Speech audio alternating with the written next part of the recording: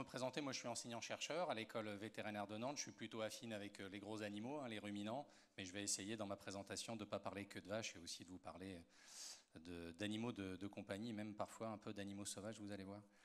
Alors en fait, pour faire la présentation, Annick effectivement a dit que ces derniers temps on avait été un peu impliqués. Je vois Denis Avignon ici, effectivement, j'en parlerai juste après un petit peu aussi, mais le Conseil national de l'ordre des vétérinaires a poussé à la création d'un comité d'éthique qui s'empare cette année de plusieurs questions, dont une qui était sur l'éthique aux objets connectés, une intervention à laquelle on avait participé avec les collègues du think tank VetInTech. Et en fait, là, l'objectif d'Annick était un peu plus large, c'était surtout sur le recueil et la collecte des données. Alors je me suis dit, pour qu'on parte tous à peu près déjà du même niveau de connaissance, c'était de se dire qu'il y a de la récolte ou de l'analyse de données, mais de la donnée de quoi? Beaucoup d'outils connectés, pas que, mais principalement.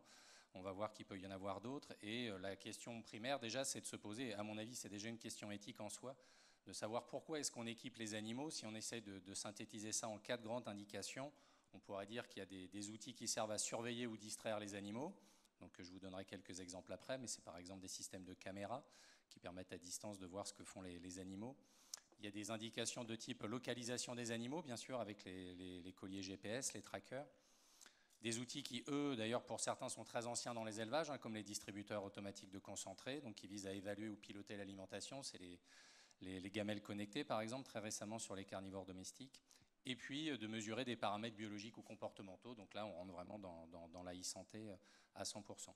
Et en tout cas, ce qu'on peut d'ores et déjà dire ici, c'est qu'il y a certains outils, on va dire, qu'on peut mettre sur les animaux, avec lesquels on va les équiper, qui ne sont pas toujours, on va dire, ni favorables, ni même faits pour leur bien-être à eux, peut-être plus de leurs propriétaires, parfois des éleveurs, en tout cas, qui n'ont pas toujours une indication vraiment ou une vocation à améliorer leur bien-être et leur santé. Et en ça, déjà, je dirais que c'est un questionnement éthique qu'il faut déjà se poser, mais en tout cas, que leur indication soit vraiment pertinente ou pas, ça génère de la donnée.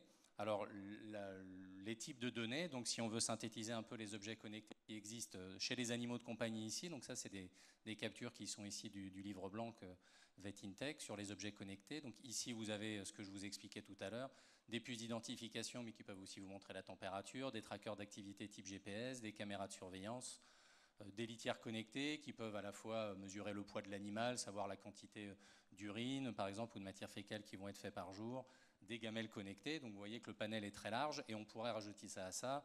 Toutes les données qui sont contenues dans les cabinets vétérinaires, issues des logiciels métiers, des données d'achat, de vente. Donc c'est vraiment parfois centré sur l'animal, mais même au-delà de ça. Si on essaye de comparer sur les animaux d'élevage, donc là, je vous disais, c'est l'espèce avec laquelle je suis sûrement le plus à l'aise, mais si on allait du côté des productions monogastriques, porc, volaille, on aurait également vraiment pléthore d'outils. C'est des outils qui peuvent être embarqués à l'échelle de l'animal. Il n'y a pas grande partie du bovin qu'on ne peut pas équiper, avec voilà, des pédomètres, des boucles qui mesurent l'ingestion, la rumination. On peut mesurer le poids des animaux, des paramètres comportementaux, leur activité, leur température, qu'elle soit externe, qu'elle soit interne. Donc vraiment tout un tas de dispositifs qui existent, auxquels peuvent se rajouter tout un tas d'autres données qui là sont plus spécifiques des animaux d'élevage, que vont être des données de contrôle de performance. Donc chez les vaches laitières, ça peut être leur production laitière, la qualité du lait, ça peut être les données ou les performances de reproduction, les mouvements d'animaux aussi. On en parlait ce matin avec le pitch de Sanivette. On est dans les élevages, les animaux s'échangent, ils s'achètent. Voilà, ça aussi, on a des bases de données nationales là-dessus, les logiciels métiers. Donc il y a là encore une masse de données complètement impressionnante. Donc globalement, voilà, il y a de la donnée, ça, il n'y a aucun problème. Alors après, je me suis dit, maintenant qu'on a dressé ce constat un peu rapide de ce qu'il existe, quelles sont les questions éthiques? Et je me suis dit qu'une façon d'appréhender la chose, c'était de voir un peu quels étaient les grands principes. Alors je sais qu'il y en a beaucoup, c'est comme la médecine, on parle des 4P, des 5P, des 6P, enfin l'important c'est d'en parler finalement. Et en éthique, en tout cas, je me suis basé sur des recommandations élaborées par la CNIL d'une part, et puis aussi par la Commission européenne, en me disant, mais finalement, ce qui a été édicté, ou en tout cas proposé comme des considérations éthiques ou des prérequis pour les données personnelles, et notamment en lien avec l'intelligence artificielle, je me suis dit, si on part de ce constat-là, de ces postulats, comment est-ce qu'on pourrait les transformer ou les transférer à la problématique des données en santé animale? Donc là, j'ai repris les 2 premiers principes qui sont, on va dire, pour les données personnelles, donc là vraiment humaines. Un premier principe de loyauté, un deuxième de vigilance. Derrière la loyauté, c'est le fait donc que ce principe-là soit bien appliqué à tous les algorithmes, qu'il intègre des aspects d'intérêt personnel, bien évidemment de l'utilisateur par exemple de l'outil, qu'il l'assure lui-même, mais aussi collectif, donc de voir au-delà de l'intérêt du propre individu, et qu'il soit loyal envers tous les utilisateurs. Donc on voit bien que derrière ce principe de loyauté, il y a une notion d'utilisateur qui est très importante, et ça je me propose de le discuter un peu avec vous après, et puis je serais intéressé d'avoir votre avis là-dessus. Et puis un deuxième principe qui est celui de la vigilance et de la réflexivité, pardon. Donc d'essayer d'organiser une forme de questionnement et que ce questionnement il soit méthodique, rigoureux, régulier, de façon à avoir un processus un peu d'amélioration continue et puis de veille, j'allais dire, sur tous ces outils, d'autant plus qu'ils sont extrêmement mouvants. Alors, une fois qu'on a dit ça de façon générale sur l'homme, je me dis, si on essaye de transférer en données animales, ça c'est quelque chose aujourd'hui encore sur lequel moi j'ai beaucoup de mal à trancher. Je me dis, mais finalement, si on dit que l'intérêt qui doit primer, c'est celui de l'utilisateur, tout en gardant en ligne l'intérêt collectif, déjà, quel est l'utilisateur d'un outil connecté? Quand on équipe un animal de compagnie, d'un tracker GPS, quand on équipe un bâtiment sur la quantité de boissons que les animaux vont boire, quand on équipe un bovin pour savoir s'il est en chaleur, par exemple, pour le soumettre à la reproduction, qui est l'utilisateur? Est-ce que c'est l'éleveur? Est-ce que c'est le propriétaire de l'animal? Est-ce que c'est le soignant? Est-ce que c'est les équipes, les techniciens, les intervenants en élevage qui doivent du coup procéder à une action suite à l'alerte qui serait générée par exemple par une modification d'activité, de comportement? Ou est-ce que c'est le citoyen? Le citoyen, finalement, il est en demande d'une plus grande transparence, par exemple pour les produits qu'il va manger. On pourrait très bien se dire, tout un tas d'outils, Madame parlait tout à l'heure de l'intérêt des IoT pour l'évaluation du bien-être, c'est sûr que c'est une chance, ou en tout cas une opportunité, c'est sûr, pour mieux comprendre les animaux, mieux évaluer leur bien-être et finalement assurer une transparence, en tout cas peut-être réconcilier élevage et société, en tout cas donner plus de confiance aux gens. On pourrait se dire aussi que l'utilisateur, tout bêtement, c'est celui qui achète l'outil, mais en même temps, on sait que parfois celui qui achète l'outil signe des CGU en bas qui font que ces données partent à celui qui fabrique l'outil et qui du coup les utilise dans une autre... En tout cas, là, est-ce que c'est dans un intérêt collectif? En tout cas, c'est plutôt sur la base de données collectives, mais est-ce que c'est pour un intérêt d'entreprise ou un intérêt, on va dire, plus sociétal?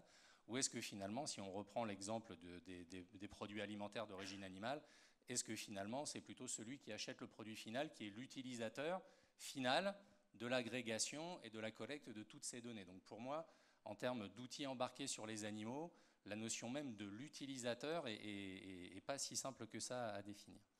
Ensuite, si jamais on voulait avoir une démarche un peu réflexive, une méthodologie rigoureuse pour interroger, voilà, remettre en question, évaluer, je ne sais pas exactement le terme qu'il faudra utiliser, tous ces outils ou toutes ces collectes de données, bah, la question c'est qui est légitime et compétent pour le faire. Je veux dire, on a un marché sur les IoT, on en parlait l'an dernier, qui est quand même peu cadré. On est dans une réglementation, on va dire, qui est quasi absente à quelques exceptions près.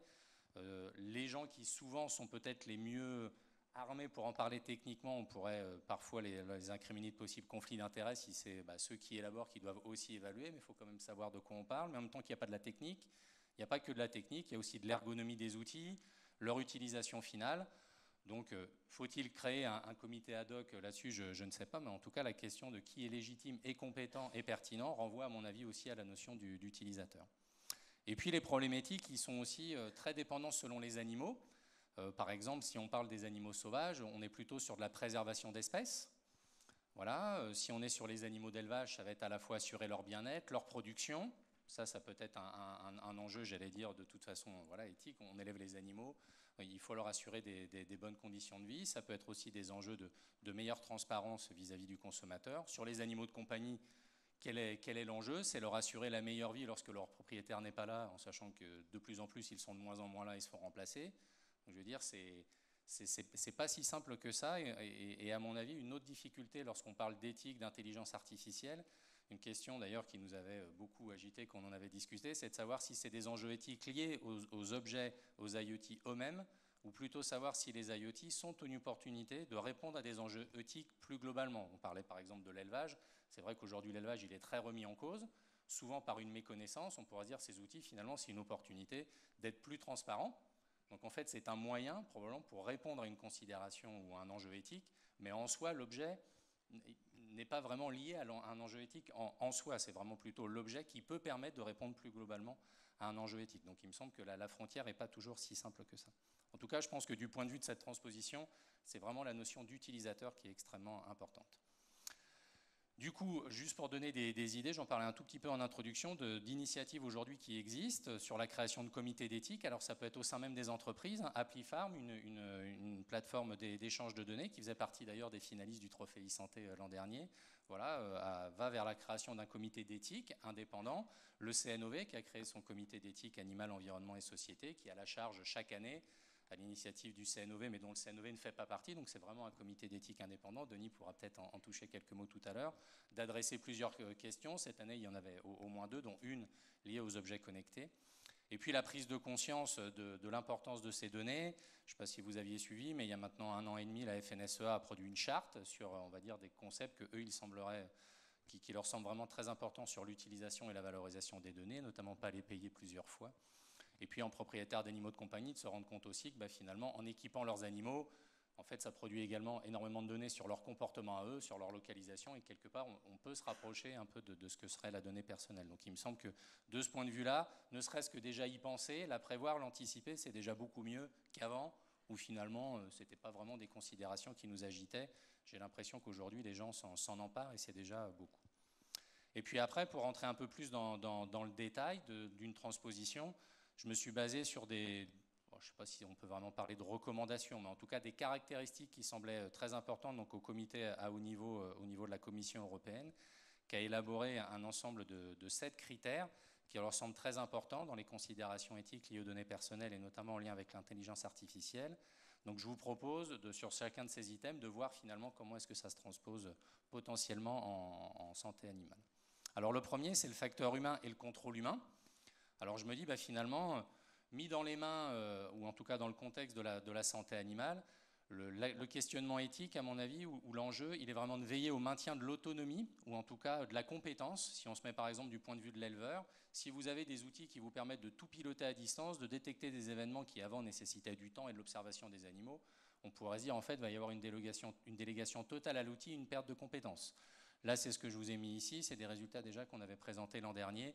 Une cinquantaine d'éleveurs qui avaient équipé leurs vaches avec des dispositifs de détection automatique de chaleur. Si on veut bien faire, c'est assez chronophage, c'est 3 périodes d'observation de 20 minutes tous les jours. Voilà, pour aboutir à des performances correctes. On se rend compte que les éleveurs qui finalement s'équipent sont pour la plupart dans un système soit ceinture et bretelle à continuer à faire les deux, observer et faire confiance à l'outil, et plutôt intermédiaire en fonction du moment, mais en tout cas on n'est pas encore sur une majorité de personnes qui délèguent, et quand on questionne les éleveurs, notamment parce qu'ils ont cette crainte de perte de compétences. Donc je pense que les utilisateurs, là pour le coup, en sont vraiment convaincus, mais dans d'autres systèmes, par exemple ça c'est des...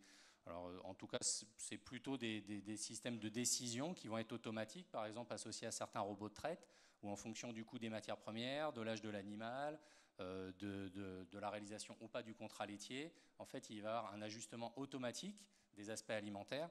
Et donc, en fait, de ce côté-là, on se retrouve potentiellement avec une perte d'autonomie dans la décision.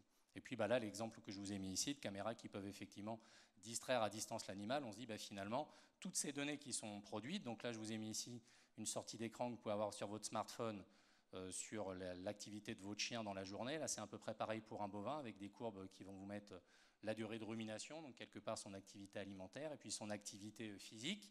Ça peut vous émettre des alertes en vous disant « elle est probablement en train de véler, elle est malade, il faut aller la voir, voilà comment elle s'est dépensée, la qualité du sommeil ». Donc finalement, ça permet une meilleure compréhension du besoin des animaux, ça peut répondre à des vrais enjeux éthiques de meilleure compréhension même de l'animal, d'identifier plus aisément un animal malade ou divergent. Mais le risque de ça aussi, c'est de se dire, et si l'animal sort de la norme, en fait, quelle utilisation, ou en tout cas, quelle préconisation suite à cette alerte? Est-ce que c'est finalement de ne sélectionner que des individus très homogènes et d'écarter le divergent très rapidement? Donc en tout cas, sur ce côté, effectivement, humain, un vrai risque potentiel.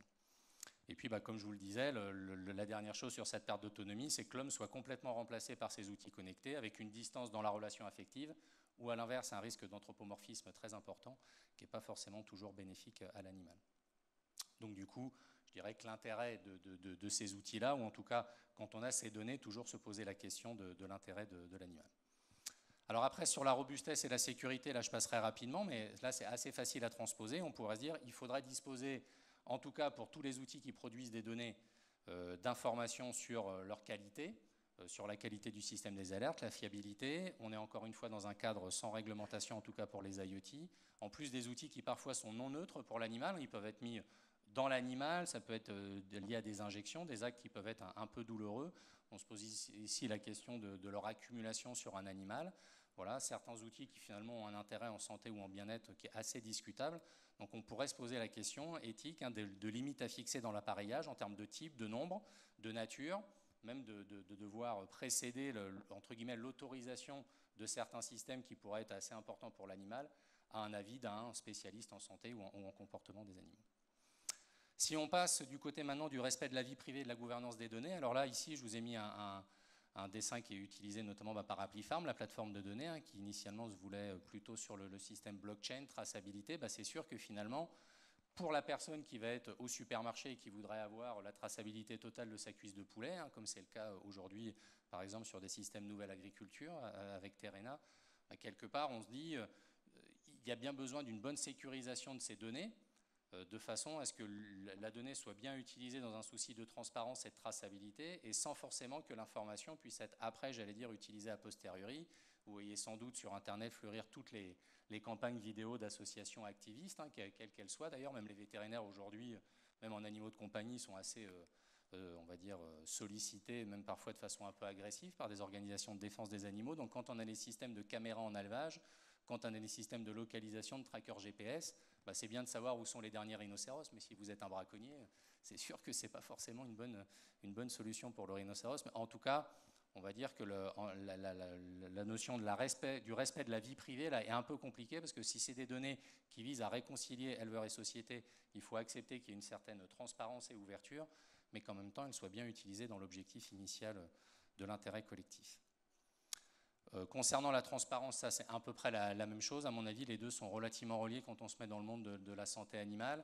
Ici, ce que je vous ai mis, c'est la première initiative donc, de traçabilité par la blockchain en alimentaire, en tout cas sur des produits d'origine carnée, avec des poulets, Auvergne notamment, sur le système Carrefour. Tout ça, ça nécessite que les données soient traçables, qu'elles soient fiables, qu'elles soient loyales, donc c'est ce qu'on voyait auparavant, qu'on dispose de plateformes. Là, je vous ai mis juste une sortie d'écran d'un système qui s'appelle eConnect, donc c'est un logiciel au départ de pilotage de troupeaux en vaches laitières notamment, mais qui permet à l'éleveur de décider à qui est-ce que l'éleveur donne accès à ces données, à ces différentes données. C'est une plateforme aussi qui permet, j'allais dire, d'agréger et d'absorber tout un tas de données différentes, de production, de reproduction, et donc de pouvoir, j'allais dire, non seulement aider au pilotage, mais surtout de permettre à celui qui le souhaite, en tout cas où l'éleveur accepte, d'accéder à ces données.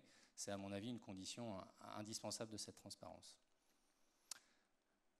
Concernant la diversité, la non-discrimination et l'équité, là, j'ai eu plus de mal à me dire comment est-ce qu'on peut transposer. Je me suis dit, en tout cas, c'est certain qu'il y a des outils qui vont...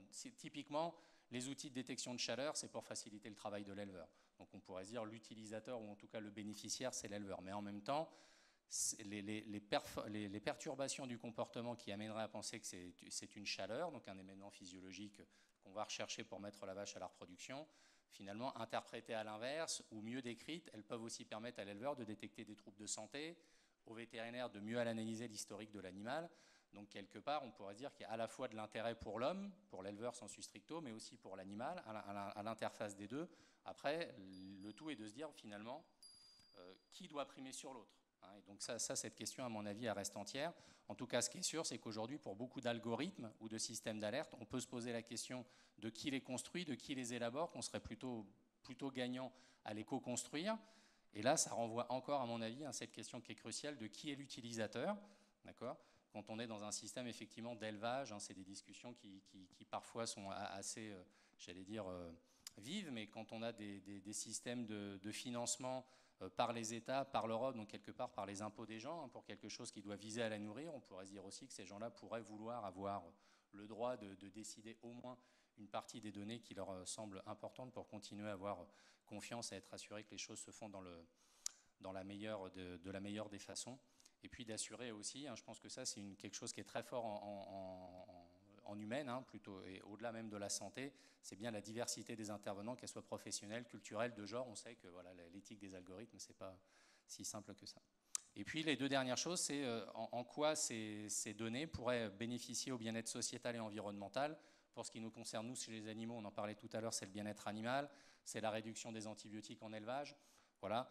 Je ne sais pas si vous avez suivi cette initiative, mais les premiers labels qui arrivent aujourd'hui de bien-être, avec 4 niveaux hein, pour les cuisses de poulet dans les systèmes casino, avec LFDA, bah, tous ces systèmes-là, ils peuvent bien évidemment conforter, encore une fois, à réconcilier élevage et société, à assurer une meilleure transparence. Donc pour tout ça, il faut bien sûr des passerelles, de la traçabilité.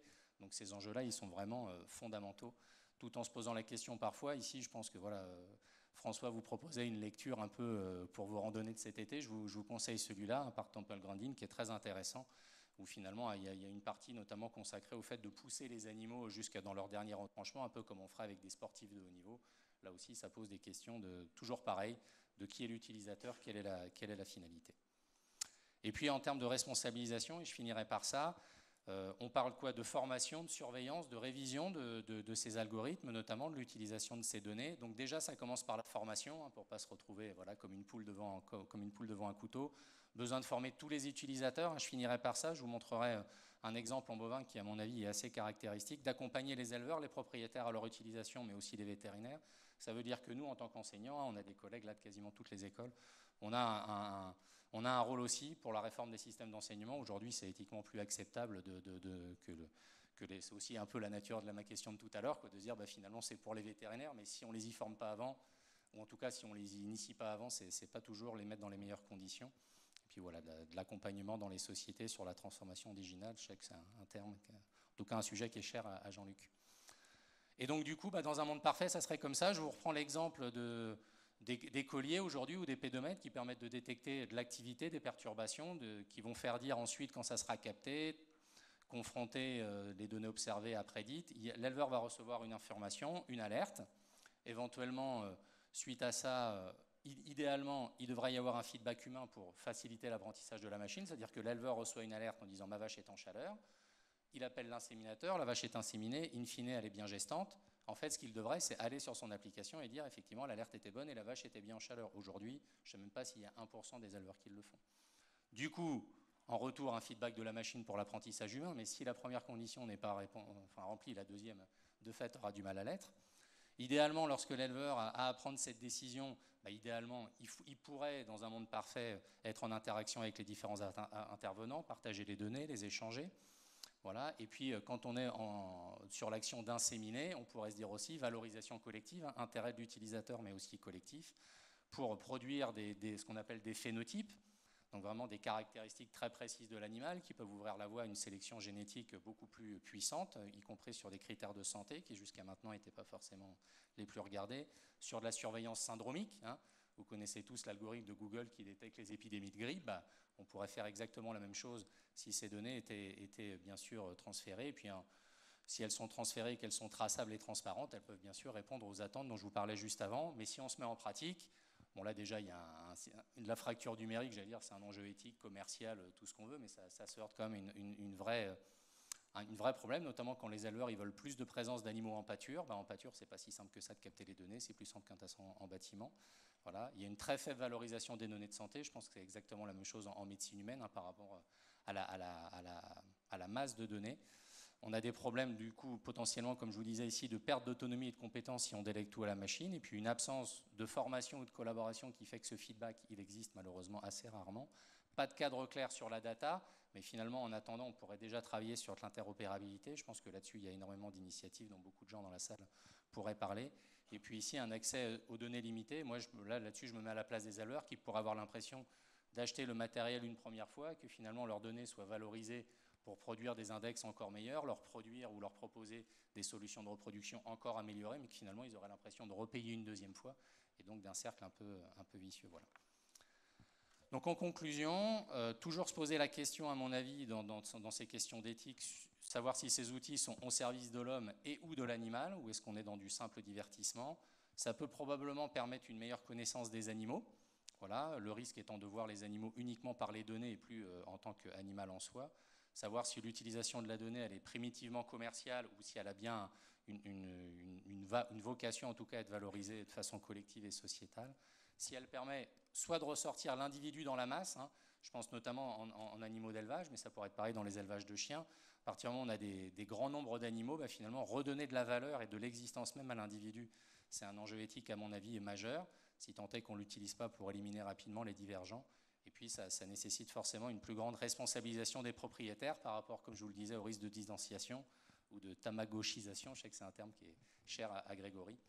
Et puis voilà, de savoir si finalement cette open data, François le disait, on veut réglementer, il y a une vision très européenne, il y a les États-Unis d'un côté, la Chine de l'autre, ben finalement, oui, voilà, est-ce que c'est du data participatif au bénéfice de tous, ou est-ce qu'on est plutôt dans un levier d'inégalité ou de, j'allais dire, de concurrence un peu perdue d'avance? Ça reste bien sûr à débattre. Voilà. Je vous remercie de votre attention, puis je serai heureux de répondre à vos questions.